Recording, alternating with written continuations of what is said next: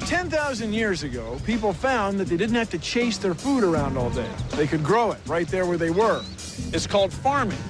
And ever since then, we've been trying to control plants and animals. Genetically modified foods are foods produced from organisms that have had specific changes introduced into their DNA using the methods of genetic engineering. Currently, up to 85% of U.S. corn is genetically engineered, as are 91% of soybeans and 88% of cotton. It has been estimated that upwards of 75% of processed foods on supermarket shelves contain genetically engineered ingredients. So you want to eat what you're eating. You know what I mean? You want to eat what you see. And so, and you're avoiding processed food, but when the whole food is somehow contaminated,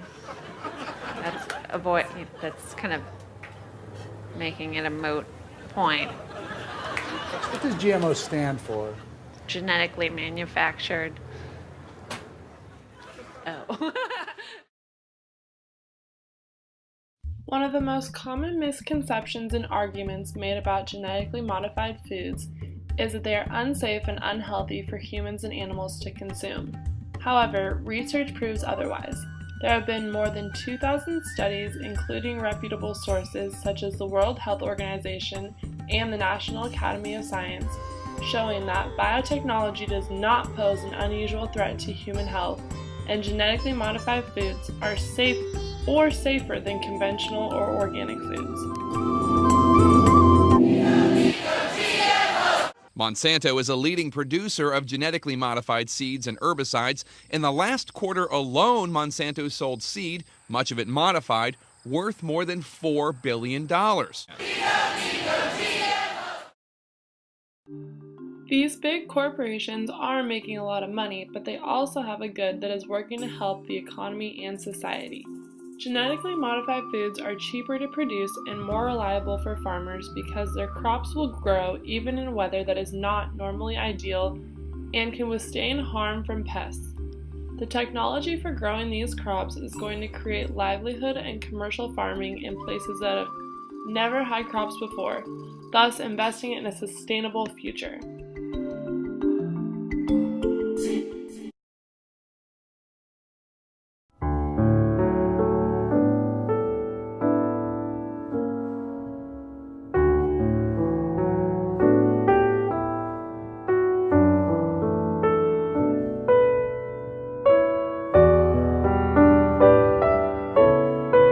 That 75% of the people we're talking about are in rural areas. If we want to help them to escape poverty, we got to help them to produce more on the resources that they have. And that's why agricultural research is so extremely important. If we can develop drought-tolerant material that small farmers can plant in their environment, they can produce something. When making decisions about genetically modified foods, people should consider multiple aspects in order to have a complete understanding and be able to form an educated opinion. The first being the topic related to health. Although in the United States people believe genetically modified foods are unsafe to eat, there is clear evidence supporting the opposite. Genetically modified foods and crops are just as safe as organic products. Next is the economic benefits that genetically modified foods could provide by strengthening the agriculture industry and sustaining revenues even through the global climate change. Science is the basis of genetically modified foods and is also important to understand because as the technology advances, there are going to be more ways to improve foods.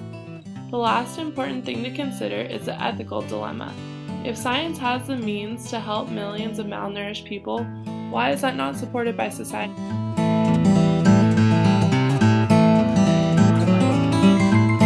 What's GMO spelled backwards? OMG. Nice.